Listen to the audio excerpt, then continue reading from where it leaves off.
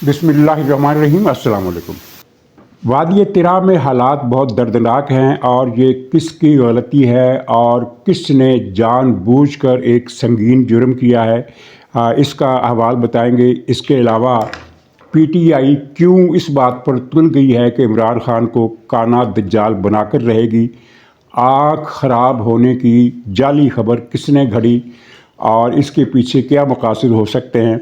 कराची में फसादात का स्टेज तैयार हो गया है और खुदा ना करे कराची में फिर वही हालात पैदा हो जाए जो परवेज़ मुशर्रफ और जनरल राहील शरीफ के दौर में थे और शहर एक मरतबा फिर आग और खून की लपेट में आ जाए, खुदा न खास्ता। लेकिन इससे पहले ये गवर्नर स्टेट बैंक की कल की जो प्रेस कॉन्फ्रेंस है उसका जिक्र करना बड़ा ज़रूरी है।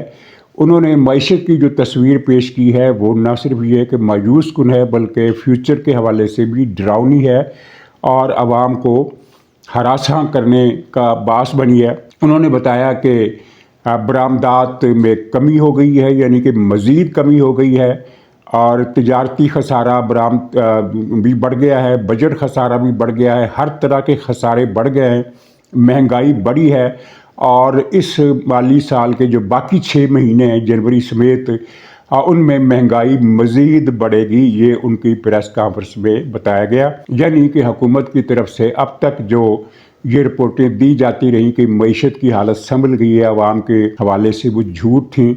और अभी एक हफ़्ता पहले वज़ीर आज़म शहबाज शरीफ का ये बयान आया था कि हम मुश्किल हालात से निकल आए हैं। ज़ाहिर है ये भी एक सरीह और जानबूझकर की गई गलत बयानी थी, क्योंकि ऐसा हो नहीं सकता कि मईशत की तबाही से वज़ीर आज़म ला इल्म हों। तो बरामदात का तो ज़िक्र किया उन्होंने, तिजारती खसारे का भी ज़िक्र किया, दीगर खामियों का भी ज़िक्र किया, सरमायाकारी का उन्होंने कोई ज़िक्र नहीं किया। सरमायाकारी पाकिस्तान में नहीं हो रही। जितने भी मुल्कों ने वादे किए थे उनमें से कोई मुल्क भी वादा निभाने की तरफ एक कदम भी आगे नहीं बढ़ा है। और कहा जाता है कि जब तक पाकिस्तान में ये हालात हैं दहशतगर्दी के जिन पर हुकूमत अभी तक काबू नहीं पा सकी और सरमायाकारी नहीं हो सकती। लेकिन मेरे ख़्याल में एक वजह और भी है, क्योंकि करप्शन पहले से ज़्यादा बढ़ गई है, खुर्द-बुर्द बहुत ज़्यादा हो रही है, वसाइल का गलत इस्तेमाल हो रहा है और वफाकी हुकूमत की जो शाह खर्चियाँ हैं इनकी रिपोर्टें पूरी दुनिया में क्यों नहीं पहुँच सकती, जबकि पाकिस्तान में बच्चा बच्चा जानता है कि किस तरह वज़ीरों, मशीरों, अरकान असम्बली, अरकान पार्लियामेंट और जजों की तनख्वाहों में 8-8 गुना 6-6 गुना इजाफे किए गए हैं। बेपनाह अल्ले तल्ले हैं। वज़ीर आज़म हाउस के खराजात में अरबों रुपए का इजाफा किया गया है। ईवान सदर के खराजात में, पार्लियामेंट के खराजात में दुगने के करीब इजाफे हुए हैं। तो ऐसी सूरत हाल में फिर बैरूनी सरमायाकार जो है वो अपना हाथ इसलिए रोक लेते हैं कि हमारे सरमायाकारी मुनाफा नहीं देगी बल्कि हमें घाटे का बास बन जाएगी। तो ये सूरत हाल किसकी गफलत का नतीजा है? मुस्लिम लीग के लोगों से अगर पूछा जाए तो वो कहते हैं कि हमारे पास तो कोई इख्तियार ही नहीं है, सारे इख्तियार औरंगज़ेब के पास हैं और औरंगज़ेब ही ने मईशत को बर्बाद किया है, वही इस तबाही का ज़िम्मेदार है। तो एक बड़ी सादा सी बात है जिसका ये जवाब नहीं दे सकते कि क्या वज़ीर आज़म के पास वज़ीर को बरतरफ करने का इख्तियार भी नहीं है? क्या वो प्रेस कॉन्फ्रेंस करके नहीं बता सकता कि ये वज़ीर ख़जाना जो है ये नाअहल है, इसको मैं बरतरफ कर रहा हूँ, नालायक है? इतना ज़्यादा नालायक है कि मुजरमाना हद तक इसको कहा जा सकता है कि इसकी नाअहली मुजरमाना हद तक पहुँची हुई है, जिसने मईशत तबाह कर दी है। जो जनरल हाफिज़ आसिम मुनीर साहब की मेहनत से पाकिस्तान दिवालिया होने के खदशे से निकला और मईशत पटड़ी पर चढ़ गई, ये ख़बरें हमने 3 साल पहले सुनी और ये खबरें दुरुस्त थी। तो उनके किए किराए पर पानी फेरने का जिम्मेदार किया अकेला औरंगज़ेब है। मेरा ख्याल है ये कहना भी खुद को धोखा देने के मुतरादिफ है। शहबाज शरीफ साहब की खिदमात भी कम नहीं है मईशत को बर्बाद करने में, क्योंकि ये अनगिनत एलीट क्लास की तनख्वाहें और मुराआत बढ़ाने का फ़ैसला अकेले औरंगज़ेब का नहीं हो सकता। और ये शहबाज शरीफ साहब हैं जो बेबहाबा तनख्वाहें लोगों की बढ़ाई जा रहे हैं, उनके मुराआत में इजाफे किए जा रहे हैं और شاہی اخراجات جو ہے حکومت کے ان میں کمی کرنے کے بجائے کئی گنا اضافہ کر دیا گیا ہے، تو یہ سارا کچھ اورنگزیب صاحب کا ذمہ نہیں ہے، اس میں شہباز شریف کا جو کریڈٹ ہے انہیں ملنا چاہیے۔ اور شہباز شریف صاحب معیشت کے معاملے میں ہمیشہ سے غیر سنجیدہ رہے ہیں۔ اس کے مظاہرے آپ نے بہت مرتبہ دیکھے ہوں گے، اگر یاد نہیں تو میں دو باتیں آپ کو سنا دیتا ہوں۔ ایک تو انہوں نے کہا تھا برسر اقتدار جب یہ آ رہے تھے تو اس وقت انہوں نے یہ کہا تھا کہ میں مہنگائی ختم کروں گا چاہے مجھے اس کے لیے اپنے کپڑے ہی کیوں نہ بیچنے پڑیں۔ تو جس وزیر اعظم کی سوچ یہ ہو کہ وہ کپڑے بیچ کر مہنگائی دور کرے گا تو اس سے معیشت کی بہتری کی امید ناممکن ہے، اور لوگ سمجھ گئے تھے کہ یہ صاحب جو ہیں یہ کوئی چاند چڑھا کر ہی دم لیں گے، اور انہوں نے پھر چاند چڑھایا، آپ نے دیکھا، اور بھگت رہے ہیں، سارا ملک بھگت رہا ہے اس عذاب کو جو مہنگائی کی صورت میں بڑھتا ہی جا رہا ہے۔ اور دوسرا ان کا ایک خطاب تھا قومی اسمبلی میں کہ فوج نے جتنی سپورٹ عمران خان کی اس کا 30% سپورٹ بھی وہ مجھے دے تو میں ملک کی تقدیر بدل دوں گا۔ یہ بات انہوں نے پارلیمنٹ کے اجلاس میں کہی تھی، اور اس کے بعد پھر کیا ہوا؟ یہ ہوا کہ فوج نے 100% سپورٹ شہباز شریف صاحب کو دی، لیکن وہ کوئی بھی رزلٹ دینے میں ناکام رہے۔ ان کو آج وزیر اعظم بنے تقریباً 4 سال ہونے والے ہیں، اپریل میں 2 مہینے کے بعد وہ 4 سال ان کو مکمل ہو جائیں گے وزیر اعظم بنے ہوئے۔ اپریل 22 میں وہ وزیر اعظم بنے تھے، اپریل 26 میں 4 سال پورے ہو گئے۔ 20 کے 3-4 مہینے جو نگران حکومت کے رہے ان کو آپ مائنس اس لیے نہیں کر سکتے کہ نگران حکومت میں بھی تسلط شہباز شریف کا تھا۔ ظاہر ہے جب ایک نگران حکومت کو 100% پتہ ہو کہ اگلے وزیر اعظم بھی شہباز شریف ہیں تو وہ پھر اسی کی طرف دیکھے گی۔ حکومت چلانے کے لیے جو روزمرہ کی رہنمائی ہوتی ہے اسے حاصل کرنے کے لیے اسی کی طرف دیکھے گی، اور اس کی بات ٹالی نہیں جا سکتی۔ تو نگران حکومت میں بھی شہباز شریف صاحب ہی کی پالیسیاں چلتی رہیں۔ تو یہ 4 سال جو تھے ان میں انہوں نے معیشت کا جو انجام کیا ہے وہ بہت ہی دردناک ہے، اور پاکستانی عوام کو اس کا بھگتان بھگتنا پڑ رہا ہے۔ تو اب چلتے ہیں تیراہ کی طرف۔ وہاں ایک غلطی تو ہوئی جب آپریشن کا فیصلہ کیا گیا، اور آپریشن کا فیصلہ اس لیے ضروری تھا کہ یہی وہ وادی ہے تیراہ اور یہ خیبر کا علاقہ جہاں پی ٹی آئی والوں نے منشیات کے بڑے بڑے کھیت اگا رکھے ہیں، اور جہاں منشیات بنانے کے کارخانے ہیں، وہ جو ہوم میڈ صنعتیں ہوتی ہیں، باقاعدہ کو اس طرح کی فیکٹریاں نہیں ہوتی لیکن گھر گھر میں منشیات بن رہی ہوتی ہیں۔ تو یہ تیراہ میں آپریشن تو بہت ضروری تھا، کیونکہ یہ منشیات کے جتنے سمگلر ہیں پی ٹی آئی کے، اور وہ سارے ٹی ٹی پی کی مدد سے یہ کام کرتے ہیں۔ گویا کہ یہ تیراہ جو تھا ٹی ٹی پی کا گڑھ تھا، اور ٹی ٹی پی کے لوگ یہاں کو 200-400 نہیں بلکہ شاید 1000-1200 کے حساب سے اس علاقے میں موجود ہیں، اور بہت بڑا خطرہ تھا پاکستان سے ان کو۔ آپریشن تو ضروری تھا لیکن ٹائمنگ میں کوئی غلطی ہو گئی۔ 2 چیزوں کا خیال نہیں رکھا گیا، ایک تو اس بات کا کہ موسم بہت سرد ہوگا، اگر یہ لوگ وہاں سے نکلے اور ان کو دوسری جگہ پر آباد کرنے میں دیر ہو گئی تو یہ لوگ مارے جائیں گے، اور ایسا ہی ہوا۔ یعنی اب تک کی جو غیر مصدقہ گنتی ہے وہ یہ ہے کہ 250-300 کے قریب یہ جو ان کے مکین ہیں قبائلی علاقوں کے، یہ جاں بحق ہو چکے ہیں سخت سردی کی وجہ سے، اور سخت سردی کا ریکارڈ ٹوٹ گیا ہے اس علاقے میں۔ اس سے پہلے اتنی سردی شاید ہی کبھی پڑی ہو جتنی اس موسم میں وہاں پڑی ہے، اور وہاں کے لوگ غریب ہیں اور سادہ ہیں اور شریف لوگ ہیں، جن کو پی ٹی آئی اور ٹی ٹی پی کے دہشت گردوں اور منشیات کاشت کرنے والوں نے اپنا یرغمال بنا رکھا ہے۔ دوسری غلطی ان سے یہ ہوئی کہ انہوں نے یہ اندازہ نہیں کیا کہ جب ان کو یہاں سے نکالا جائے گا، جب یہ نقل مکانی کریں گے تو رہیں گے کہاں، اور ان کو پی ٹی آئی کے حکومت کے سہیل آفریدی کی حکومت کے اس پلان کا پتہ ہی نہیں چل سکا جو انہوں نے اینٹیسپیٹ کرتے ہوئے کہ یہ نقل مکانی ہوگی کر رکھا تھا۔ اور پلان یہ تھا کہ پختونخوا کی حکومت وفاق کی طرف سے دی گئی مدد سے 1 روپیہ بھی ان کو نہیں دے گی، اور ان کی آباد کاری میں، ان کو سہولت دینے میں، ان کو سردی سے بچانے کے لیے کوئی کردار ادا نہیں کرے گی۔ یہ سہیل آفریدی کی سوچی سمجھی پلاننگ تھی کہ ان کو بے یار و مددگار چھوڑنا ہے تاکہ سارا ذمہ فوج پر ڈالا جا سکے کہ یہ فوج کی وجہ سے یہ ظلم ہوا ہے اور وہ ایسا کر رہے ہیں۔ آپ سہیل آفریدی کی تقریریں سنیں، پی ٹی آئی کے ولاگرز کے ولاگ سنیں، آپ کو وہاں خیبر میں جو پروپیگنڈا ہو رہا ہے، بلکہ اب تو اس پروپیگنڈے کی زد میں سارا پاکستان ہے کہ فوج نے وہاں بڑا ظلم کیا ہے، ان لوگوں کو نکالا ہے اور سردی میں بیچاروں مددگار چھوڑ دیا ہے، حالانکہ ان کی مدد کرنے کی ذمہ داری صوبائی حکومت کی ہے، جو اس نے جان بوجھ کر ادا نہیں کی، اور فوج یہ اندازہ نہیں کر سکی کہ سہیل آفریدی اتنا بڑا ہاتھ ان سے کر دیں گے۔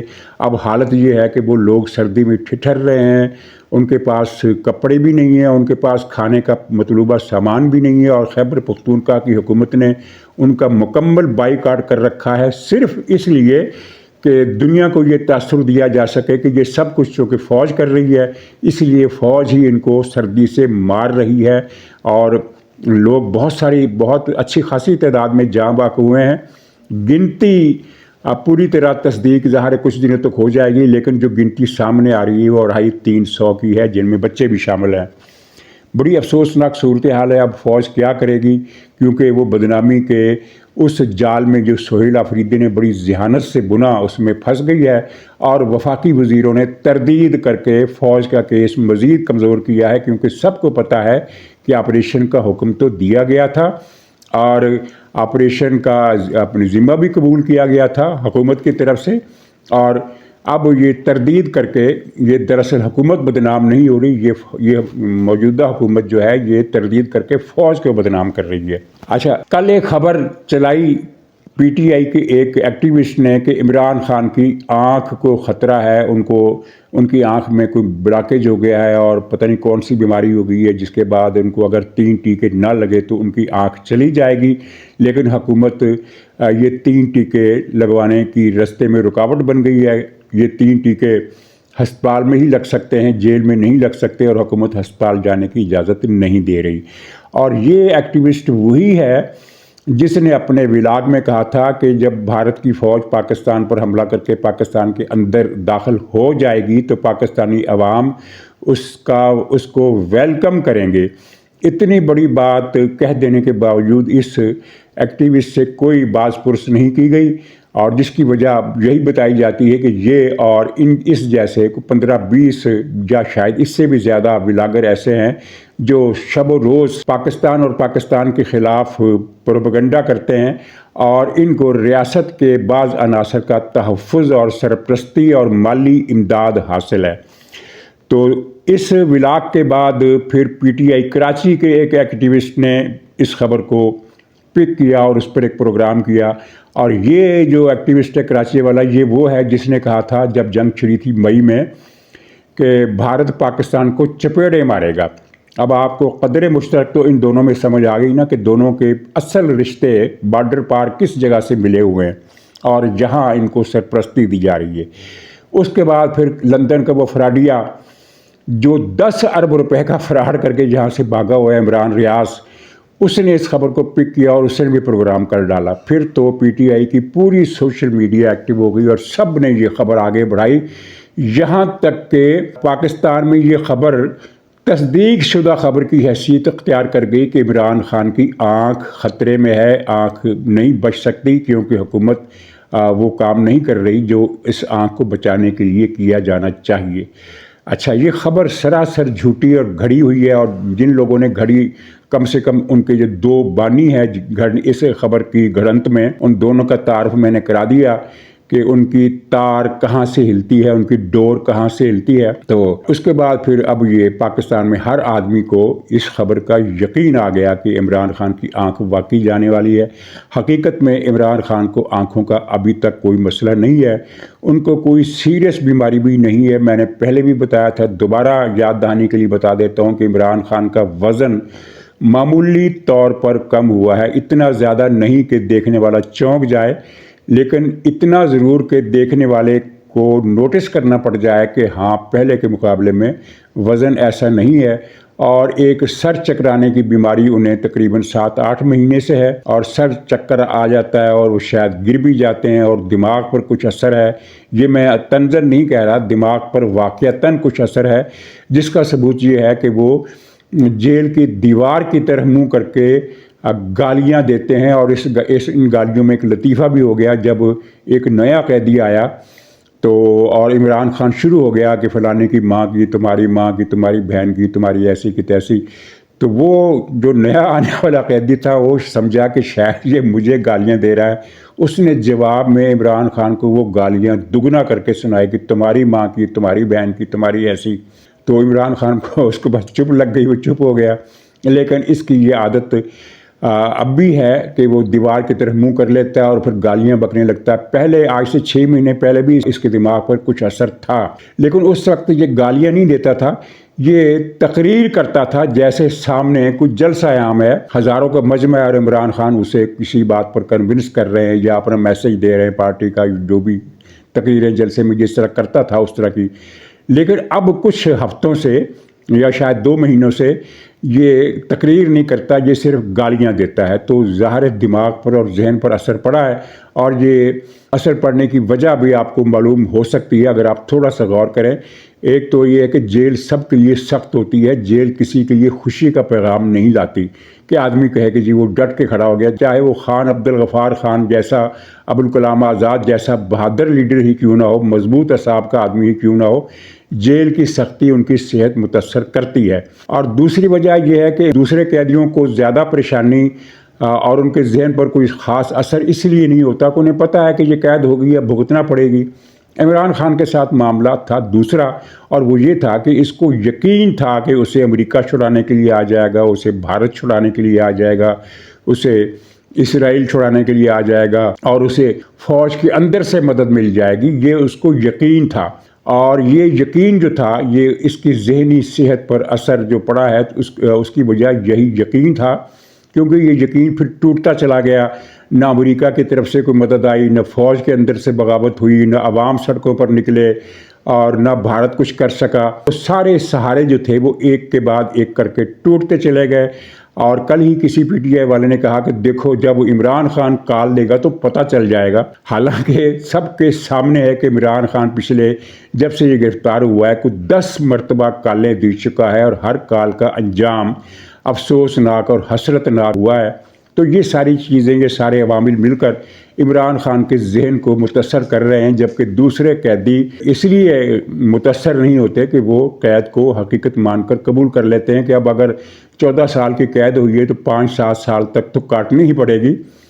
बाद में देखेंगे कि सुप्रीम कोर्ट में, हाई कोर्ट में कोई अपील का असर निकलता है, ये नहीं निकलता। लेकिन इमरान खान को यकीन था कि मैं तो हफ्ते 2 हफ्ते में बाहर आ जाऊंगा, और ये पीटीआई वाले भी यही कहते थे। आपको पता होगा जब इमरान खान गिरफ्तार हुआ था तो ये टीवी चैनल्स पर बैठकर पीटीआई के जो एंकर पर्सन हामी ये कहा करते थे कि इमरान खान को ज़्यादा दिन रखना इस हुकूमत के बस की बात नहीं, ये मुमकिन ही नहीं है कि इमरान खान को चंद हफ्तों से ज़्यादा जेल में रखा जा सके। और ये वही लोग थे जो इससे पहले कहते थे कि किसी के बाप की भी हिम्मत नहीं कि वो इमरान खान को गिरफ्तार करना, तो दूर की बात इमरान खान को गिरफ्तार करने का सोच भी सके। तो बहरहाल अब सारे पीटीआई का सोशल मीडिया इस बात पर लगा हुआ है, और पीटीआई ने बतौर पार्टी भी ये बयान जारी कर दिया है कि इमरान खान की आंख खतरे में है, इसकी आंखें अच्छी भली हैं। लेकिन पीटीआई ने ये तहैया कर लिया है कि हमने अवाम के सामने ये साबित कर देना है कि इमरान खान काना हो चुका है,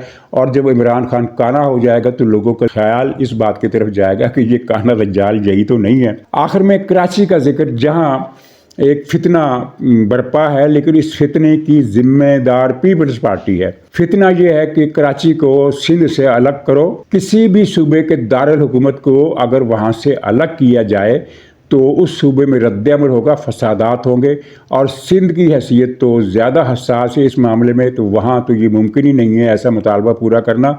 और इस मुतालबे की जस्टिफिकेशन बड़ी गलत दी जाती है, ये कि पाकिस्तान में कराची पहले भी वफाकी इलाका था, और वो ये बात जानबूझकर नहीं बताते कि ये कराची पाकिस्तान का वफाकी इलाका तब था जब पाकिस्तान बनते ही कराची को पाकिस्तान का दारुल हुकूमत करार दे दिया गया था। और दारुल हुकूमत का वफाकी इलाका बनना और बात है, नॉर्मल सूबे का दारुल हुकूमत वफाक की तहवील में देना और बात है। या तो आप ये मुतालबा करें कि इस्लामाबाद को छोड़ो, کراچی کو پھر سے دارالحکومت بناؤ تو میرا خیال ہے شاید سندھ کے اندر بھی کچھ لوگ اس بات پر تیار ہو جائے کہ چلو کراچی وفاق کا حصہ ہے لیکن ہے تو یہ سندھ دھرتی کا اور سندھ ہی کا رہے گا. تو لیکن یہ مطلب ان کی مرضی ہے کہ وہ یہ سوچ سکتے ہیں، لیکن اس صورت میں کہ اسلام آباد دارالحکومت ہے اور آپ کراچی کو پاکستان یعنی سندھ سے الگ کرنے کا مطالبہ کر رہے ہیں، تو یہ تو آپ تیل چھڑک کر اس پر آگ لگانے کی تیاری کر رہے ہیں. یعنی یہ سراسر ایک غلط مطالبہ ہے جس کے پیچھے وہی طاقتیں ہیں جو پاکستان میں نئے صوبوں کی مہم چلا کر ایک انتشار پیدا کرنا چاہتی ہیں. اگرچہ وہ قوتیں ناکام ہو گئی ہیں، کسی بھی صوبے کے عوام نے اس 32 33 یا 25 26 جتنے بھی صوبے بنانے کی سازش نما جو پلاٹ تیار کیا گیا تھا اس کی کسی بھی صوبے کے عوام نے اس کی حمایت نہیں کی. وہ یہ فتنہ اپنی موت آپ مر گیا کوئی توجہ حاصل کیے بغیر. اچھی بات ہے، لیکن ڈانڈے انہی لوگوں سے ملتے ہیں کہ کراچی کو الگ کر دو سندھ سے، پھر سندھ کی تقسیم کر دو، پھر پنجاب کے کو 5 صوبے بنا دو، پختونخوا کے 3 بنا دو، بلوچستان کے 2 بنا دو. سراسر ناجائز اور شیطانی مطالبہ ہے، شیطانی سازش ہے. اتنے سارے صوبے پاکستان جو عالمی بھیک منگا بن چکا ہے، ایٹمی طاقت ہونے کے باوجود، بھارت کو شکست دینے کے باوجود، دفاع میں اپنا سکہ منوانے کے باوجود، مالیاتی منڈی میں پاکستان کی حیثیت ایک بھیک منگے سے زیادہ کی نہیں ہے. تو ایک اس حیثیت میں آپ یہ مطالبہ کر رہے ہیں کہ 32 صوبے بنا کر 32 گورنر ہاؤس، 32 وزیر اعلیٰ، 32 وزیر اعلیٰ ہاؤس، 32 کابینائیں، 32 ہائی کورٹس، 32 اسمبلیاں، کھربوں روپے کا یعنی کھربوں کی رقم بھی کم ہے لیکن یہ ایک اکائی ہے. کھرب در کھرب رقم جو ہے وہ اس پر خرچ ہوگی. یہ ممکن ہی نہیں ہے، یہ سوچنا ہی غلط ہے. لیکن یہ ایک سازش کے تحت کچھ سازشی عناصر جن کا مفاد اکھنڈ بھارت سے ہے وہ یہ سارے کام کر رہے ہیں. تو ذمہ دار اس کی پیپلز پارٹی اس لیے ہے کہ کراچی والوں پر پیپلز پارٹی نے اتنا ظلم کیا ہے کہ وہ اس مطالبے کو اب عوام کی تائید ملنا شروع ہو گئی ہے، جو کہ غلط ہے، افسوسناک ہے اور غیر منطقی ہے. لیکن پیپلز پارٹی نے بہت ظلم کیا، اور جب سے یہ مرتضیٰ وہاب صاحب آئے ہیں میئر بن کے، تب سے کراچی میں کوئی سڑک سلامت ہے، نہ کسی مین ہول میں ڈھکن لگا باقی رہ گیا ہے، نہ پانی کی سہولت باقی ہے، نہ بجلی ہے. یعنی کراچی میں جو بھی کسی شہر میں سہولیات ہوتی ہیں ان میں سے کوئی ایک سہولت بھی پیپلز پارٹی نے کراچی میں نہیں رہنے دی. تو پھر کراچی کے شہریوں میں رد عمل تو پیدا ہوگا، اور اس رد عمل کے اس صورتحال کی ذمہ دار اگر پیپلز پارٹی ہے تو کچھ ذمہ داری ان طاقتوں پر بھی عائد ہوتی ہے جنہوں نے نئے ہائبرڈ سسٹم میں پیپلز پارٹی کو شامل کرنے کے لیے اس کا یہ مطالبہ مان لیا کہ کراچی میں میئرشپ جماعت اسلامی کو نہ دی جائے، ہمیں دی جائے. چنانچہ پھر ایک دھاندلی کی گئی، ریاستی سطح پر دھاندلی کی گئی اور پیپلز پارٹی کا میئر بنوایا گیا. ایک ذمہ داری ان کی ہے، دوسری پیپلز پارٹی کی ہے. اور مہاجروں کو بھی یہ سوچنا چاہیے کہ کراچی کو الگ صوبہ بنانا ممکن نہیں، اور ویسے بھی ان کو یہ بات سامنے رکھنی چاہیے کہ 3 عشرے پہلے کراچی میں مہاجر آبادی کو جو بہت بھاری اکثریتی بالادستی حاصل تھی، اب اس میں کمی ہو گئی ہے. اب ڈیموگرافی بدل گئی ہے، اب پرسنٹیج اتنا نہیں رہا. مہاجر اب بھی کراچی کی سب سے بڑی لسانی اکائی ہے، لیکن وہ شاید 50% کے آس پاس ہے، 50% یا اس سے 1-2% زیادہ ہوں گے، لیکن پہلے کی طرح وہ 75% نہیں ہے. تو یہ بھی ان کو ذہن میں رکھنا چاہیے. اور جو متحدہ کے لیڈر ہے انہیں بھی چاہیے کہ اب وہ اپنی ہم قومیت لوگوں پر کچھ رحم کریں، انہیں مزید فسادات کی آگ کی نظر نہ کریں. ناظرین اجازت دیجیے، انشاءاللہ اگلے ولاگ میں پھر ملاقات ہوگی. تب تک کے لیے خدا حافظ.